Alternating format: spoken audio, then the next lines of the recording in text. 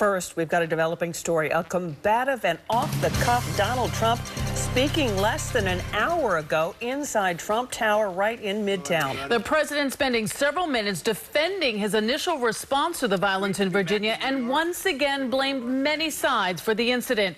It was quite a scene. Political reporter Dave Evans live outside Trump Tower with the details. Dave?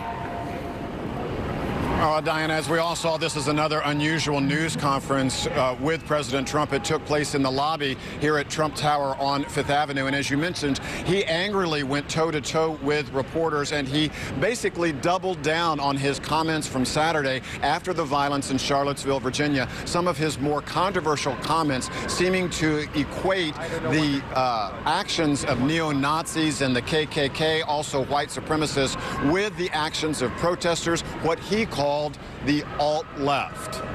You had a group on one side and you had a group on the other, and they came at each other with clubs, and it was vicious, and it was horrible, and it was a horrible thing to watch. But there is another side. There was a group on this side, you can call them the left, or you've just called them the left, that came violently attacking the other group. So you can say what you want, but that's the way it is. On both sides, sir? You said there was hatred, there was violence on both sides. Well, I do think there's blame. Yes, I think there's blame on both sides. You look at both sides. I think there's blame on both sides. And that was the president just a few minutes ago, seeming to equate the actions of neo-Nazis and white supremacists with those of what he calls the alt-left protesters on the left who were protesting the neo-Nazis and white supremacists this weekend in Charlottesville, Virginia. Now, just a few minutes ago, David Duke sent a note of thanks to President Trump. He tweeted a thank you to him, of course, David Duke, a very former controversial member of the KKK, and that was late this afternoon, tweeting a thank you to the president. Now, a protest is starting and just getting underway here along Fifth Avenue. The difference today is that they have basically blocked this area from 55th Street on up to 58th Street. The sidewalk, you can only get on the sidewalk here if you have business in this area or if you're going to one of the stores in this area. So it is basically a ghost town in this area. They're keeping the protests about 2 blocks south of us and far from Trump Tower. But we will keep you posted. For now, reporting live in Midtown, Dave Evans, Channel 7, Eyewitness News. Okay, Dave, thank you. Now to President Trump. Late this afternoon, the president using the same phrase that sparked so much anger after his initial response to that deadly violence at the white supremacist rally in Virginia. The former head of the KKK today tweeting a thanks to the president for his renewed stance. Mr. Trump speaking at a Trump Tower press conference, his first visit home since becoming president. Demonstrations also there again tonight. Eyewitness News reporter Jim Dolan with the story. He's live at Trump Tower. Jim?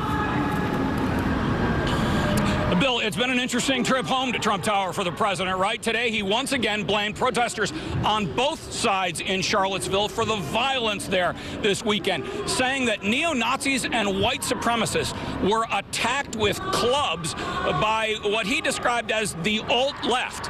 He offered no evidence of this. I didn't wait long. I didn't wait long. I didn't wait long.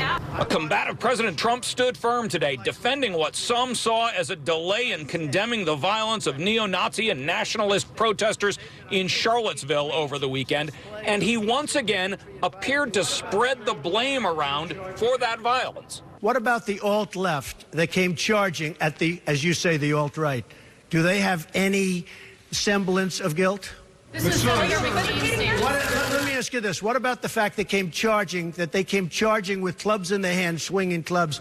Do they have any problem? I think they do. So, you know, as far as I'm concerned, that was a horrible, horrible day. Trump says he was initially in the dark about much of what happened and who was there.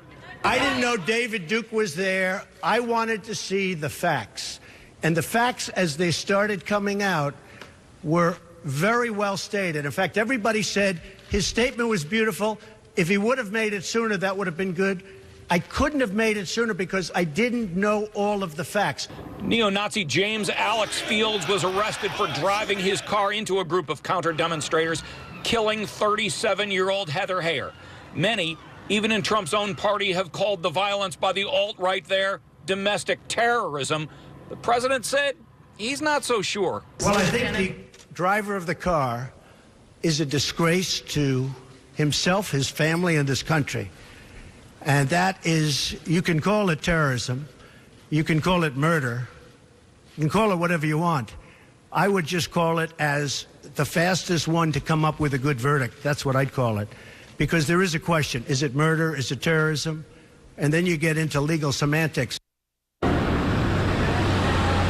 Well, the president has gotten a lot of criticism for his comments and for his lack of comments over the last few days, but he did get some support today from David Duke, the former Grand Wizard of the KKK, who said in a tweet, "Thank you, President Trump, for your honesty and courage to tell the truth about Charlottesville and condemn the leftist terrorists."